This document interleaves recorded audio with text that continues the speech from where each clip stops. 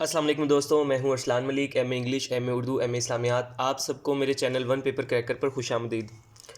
आज मैं आप सबको इंटरनेशनल गवर्नमेंट जो ऑर्गेनाइजेशंस होती हैं उनके हेड क्वार्टर्स को याद करने का आसान तरीका बताऊंगा। तो दोस्तों स्टार्ट करते हैं अपनी वीडियो। सबसे पहले मैं आपको बताऊंगा जो ट्रिक नंबर 1 है। ट्रिक नंबर जो 1 है उसके अंदर मैं आपको उन तमाम हेड क्वार्टर्स के बारे में बताऊंगा जो जनीवा के अंदर हैं। ठीक है, ये हो गया हमारा जिनीवा। और जिनीवा कहाँ पे है आप सबको पता होना चाहिए, ये स्विट्ज़रलैंड में है। तो ट्रिक जो है हमारा वो ये है कि आपने याद करना है कि जिसके साथ लगा हो वर्ड वर्ड फिर डैश आ जाए और साथ में आ जाए ऑर्गेनाइजेशन। तो जितने भी इस तरह की इंटरनेशनल गवर्नमेंटल ऑर्गेनाइजेशंस हैं वो आपको तमाम जो है वो जिनीवा में मिलेंगी। जैसे कि मैं आपको एग्जांपल देता हूँ, जैसे कि वर्ल्ड डैश ऑर्गेनाइजेशन है ना, तो आप लगा लें वर्ल्ड हेल्थ ऑर्गेनाइजेशन। ठीक है, यानी कि वर्ल्ड हेल्थ ऑर्गेनाइजेशन को आप WHO भी कहते हैं, हु। ठीक है, और 1948 में ये बनी थी। दूसरे नंबर पे आ जाते हैं वर्ल्ड ट्रेड ऑर्गेनाइजेशन। ठीक है, यानी कि WTO ये कब बनी थी ये भी मैं आपको साथ साथ बताता रहता हूँ, 1995 में बनी थी। ठीक है, इसके बाद आ गया W यानी कि वर्ल्ड, और उसके बाद आ जाएगा इंटेलेक्चुअल प्रॉपर्टी, और आगे वही ऑर्गेनाइजेशन। तो ये क्या हो गया, ये हो जाएगा वीपो, WIPO। ठीक है, और वीपो जो है 1967 में बनी थी। चौथे नंबर पे आ जाएगा world meteorological organization, meteorological organization, यानी कि आप इसको WMO पढ़ते हैं, और ये 1950 में बनी है। अच्छा, ये दोस्तों जिस तरह मैंने आपको बताया कि वर्ल्ड डैश ऑर्गेनाइजेशन जो है वो तमाम है जिनीवा के अंदर, लेकिन ना इसमें एक्सेप्शंस हैं। एक्सेप्शंस, दो एक्सेप्शंस हैं, EXCEPTION। एक्सेप्शंस जो हैं इसके अंदर दो हैं। एक तो है आपकी world tourism organization, TOURISM organization, इसका जो है ना वो है मैड्रिड के अंदर। ठीक है, ये आपने याद रखना है अलग से एक। और दूसरा जो है ना वो है वर्ल्ड कस्टम ऑर्गेनाइजेशन, ये जो है आपका है ब्रसल्स के अंदर, BRUSSELS। ठीक है, तो ये आपका था ट्रिक नंबर 1, जिससे हमने देखा कि वर्ल्ड डैश ऑर्गेनाइजेशन वाले मोस्टली, मतलब जैसे ये 4 तो बन चुके हैं ना, वो हैं जिनीवा के अंदर। अब मैं स्टार्ट करता हूँ अपना ट्रिक सेकंड। ट्रिक सेकंड में आपको जो है मैं बता दूं कि एक है इंटरनेशनल, जो स्टार्ट होती हैं इंटरनेशनल से। वो वाली स्टार्ट हो रही थी वर्ड से, ये हो रही है इंटरनेशनल से, डैश ऑर्गेनाइजेशन।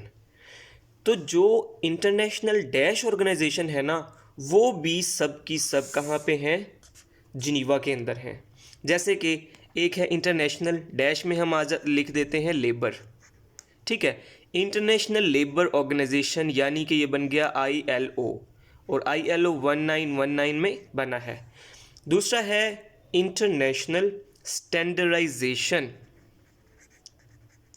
स्टैंडर्डाइजेशन यानी कि ILO था तो अब ISO है, ये बना है 1947 यानी कि जब पाकिस्तान बना है। तीसरा है इंटरनेशनल रेड क्रॉस। ठीक है, और आगे वही ऑर्गेनाइजेशन, यानी कि इसको आप IRCO, लेकिन अब इसका जो नाम है ना वो ICRC है। ठीक है, तो इस तरह आप याद कर सकते हैं, और ये 1863 में बना था। तो दोस्तों जिस तरह यहाँ पे मैंने आपको एक्सेप्शन बताई है, उसी तरह यहाँ पे भी एक एक्सेप्शन है। ठीक है, और वो एक्सेप्शन है इंटरनेशनल मैरीटाइम ऑर्गेनाइजेशन। ये कंफ्यूज नहीं होना, ये जो 63 वाला है ना ये ऊपर वाले का है, और इसका जो हेडक्वार्टर है वो है लंदन में। तो देखें इस पूरे ट्रिक में आपने जो 3 एक्सेप्शन है, ये नंबर 1, ये नंबर 2 और ये नंबर 3, ये 3 एक्सेप्शंस आपने याद रखनी है कि WTO का मैड्रिड में है, WCO का ब्रसल्स में है, IMO का लंदन में है। बाकी सारी की सारी जो है वो आपकी जिनीवा के अंदर है। ठीक है, अच्छा जी। अब दोस्तों मैं आपको बताऊंगा ट्रिक नंबर जो 3 है। ट्रिक नंबर 3 में भी आपको वही वाले हेडक्वार्टर्स में आपको बताऊंगा, वही वाली इंटरनेशनल गवर्नमेंट ऑर्गेनाइजेशन बताऊंगा जिनका हेडक्वार्टर जिनीवा के अंदर है। यहाँ पे दोबारा लिख भी देते हैं जिनीवा, और जिनीवा कहाँ पे है? स्विट्ज़रलैंड में। तो आपने अब एक लाइन जो अगली याद रखनी है वो याद रखनी है अपने high commissioner SICOMMSIONER commissioner for refugees conducted conference on trade and development and abolish nuclear weapons in Geneva. तो ये आपकी है ट्रिक नंबर 3। ट्रिक नंबर 3 में आपने जो है ये एक पूरी लाइन याद रखनी है। High commissioner for refugees conducted conference on trade and development and abolish nuclear weapons in Geneva. तो देखें जो हाई कमिश्नर फॉर रिफ्यूजीज़ है ये क्या बन गया आपका? ये आपका बन गया UNHCR।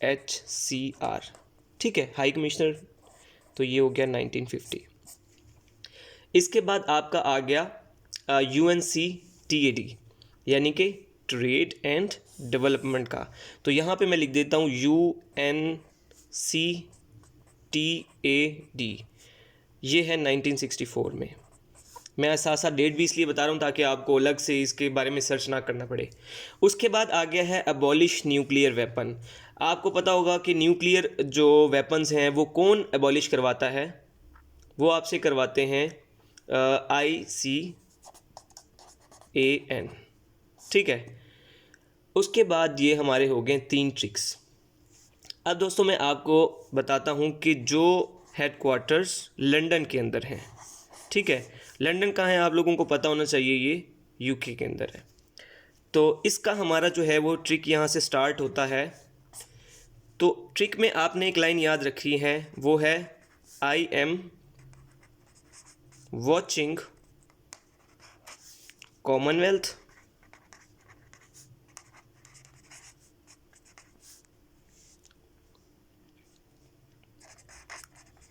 Game in London. बस आपने ये एक लाइन याद रखनी है। देखिए साथ लंदन भी आ गया तो इसलिए आपको याद करने में ज़्यादा आसानी होगी। तो इसमें आई से आपने याद रखना है, नंबर 1 हो गया इंटरनेशनल मैरीटाइम ऑर्गेनाइजेशन। दोस्तों अगर याद हो तो भी पिछले पेज पे मैं आपको इसका बता चुका हूँ। IMO का जो एक्सेप्शन थी तो वो ये 1948 के अंदर बनी है। ठीक है, उसके बाद आ गया है IM। तो यहाँ से आपने इसको रखना है M से क्या बन गया? एमनेस्टी। ठीक है, तो यहाँ पे हमारा आ जाएगा नंबर 2 पे एमनेस्टी इंटरनेशनल।